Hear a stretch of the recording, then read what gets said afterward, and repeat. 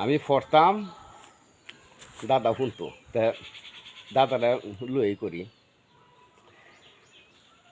ইন্না কাইদাকুন্না আযীম। দাদা, এই আয়াতের মধ্যে আল্লাহ রাব্বুল আলামিন বুঝনি বলছে যে ইবলিসের চক্রান্ত ফেল। ইবলিসের চাইতে সেরা চক্রান্তকারী হচ্ছে কি? নারী। যে নারী নিয়ে তুমি আমি বসত করেছিলাম। হ্যাঁ, আর পৃথিবীর শ্রেষ্ঠ মায়াশীল মমতাশীল হচ্ছে নারী। পৃথিবীর শ্রেষ্ঠ চালাক হচ্ছে নারী।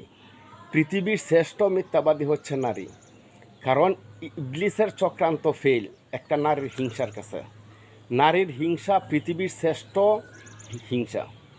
আল্লাহ রাব্বুল আলামিন যে নারী বানিয়েছে শ্রেষ্ঠতা দিয়ে, তাই আল্লাহ রাব্বুল আলামিন বলছে যে নারী, তোমাকে আমি যা দিছি পৃথিবীর শ্রেষ্ঠ সম্পদ।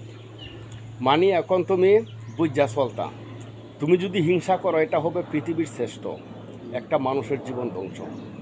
আর তুমি যদি মতে মদিনা, মতে মা, মতে মাটি, তুমি যদি মাটি হও তো মদিনা পাবা, শান্তি পাবা, সুখ পাবা।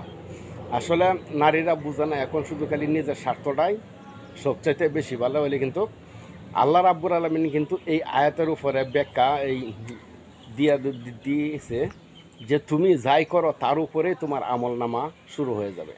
পৃথিবীতে হক নষ্টকারীকে আল্লাহ রাব্বুল আলামিন কখনো ভালোবাসেন না। যারা হিংসা করে তাদেরকে কখনো ভালোবাসেন না।